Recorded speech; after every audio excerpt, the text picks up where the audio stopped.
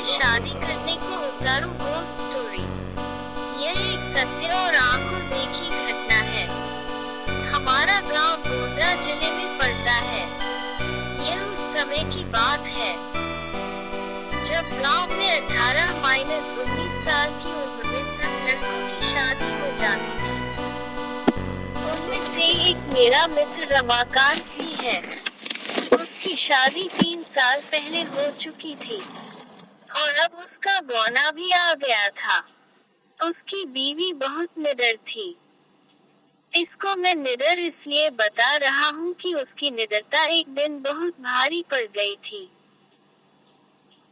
3-4 साल पहले तक गांव की अधिकतर औरतें सुबह सुबह उठकर लोटा लेकर नित्य क्रिया के लिए कोई खेत में तो कोई खुले मैदान में जाती थी।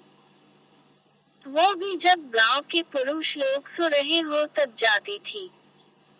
कुछ दिन बीत गया तो अब रमाकांत को एक सुंदर सी बेटी हुई। बेटी अभी 8 महीने की थी। उस समय उसकी बीवी सुबह सुबह अकेले उठकर खेत में चली गई और अपने सासू माँ को या फिर अपनी जेठानी को भी नहीं जगाया। वह अकेले ही चली गई क्योंकि वह तो बहुत निडर थी। लेकिन उस समय वह ना तो हाथ में चाकू और ना ही माचिस लिया। जिस घर को बच्चा पैदा होता है उसके 1 साल तक उस घर की औरत को बाहर अकेले नहीं भेजा जाता, वह भी सुबह सुबह बिना किसी को साथ लिए, क्योंकि उस औरत पे भूत प्रेत इन लोगों का साया जल्दी पड़ता है। लेकिन वह अकेले गई थी। तभी वहां बेल का पेड़ लगा था।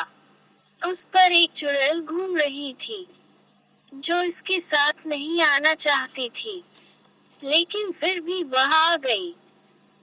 जब रमाकांत की औरत खेत से आई तो लौटा फेंककर पलंग पर बैठकर गाना गाने लगी। बगल में ही खाट पर लेटी हुई उसकी बच्ची जोर जोर से रो रही थी, लेकिन वह तो गाने में व्यस्त थी, इसीलिए उसे सुनाई नहीं दिया।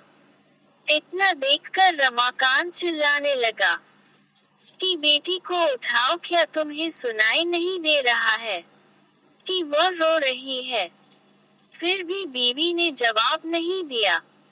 तब तक रमाकांत की भाभी आ गई और वह समझ गई कि यह कौन है और रमाकांत को इशारा किया कि जाओ दादाजी को बुला लाओ। इतना सुनते ही रमाकांत समझ गया कि मेरी बीवी के ऊपर कोई चुड़ैल का साया है। तभी भाभी ने दादाजी का नाम लिया। तब तो रमाकांत पलंग पर बैठकर दादागिरी झाड़ने लगा और बोला कि तुम कौन हो? यहाँ पर क्यों आई हो? क्या तुम मुझसे शादी करना चाहती हो? तब तक गांव की कुछ औरतें और कुछ पुरुष मजा लेने के लिए इकट्ठा हो गई। चुड़ैल ने कहा कि मुझ में तुम्हें क्यों दिलचस्पी हो रही है? क्यों मुझसे शादी करने के लिए आतुर हो? तो रमाकांत झट से बोला कि मैं कुछ काम धंधा तो करता नहीं, लेकिन अगर तुम साथ रहोगी तो धन दौलत लाती रहोगी। चुड़ैल ने हंसकर बोला, ऐसा कुछ नहीं होता। हमारे में भी कोई ना कोई मुखिया जरूर रहता है जो धन दौलत की रखवाली करता है। तुम चाहो तो हमारी दुनिया में चलो, तब मैं तुम्हें सब कुछ दूंगी, पर अभी नहीं क्योंकि तुम जीवित हो।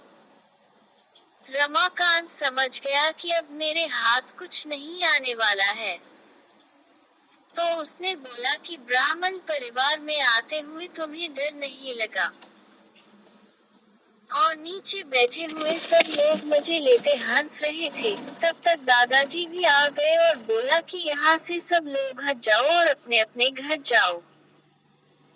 इतने में रमाकांत की बीवी भी पलंग से नीचे उतर कर सिर पर पल्लू डाल दिया और चुड़ैल भी चली गई।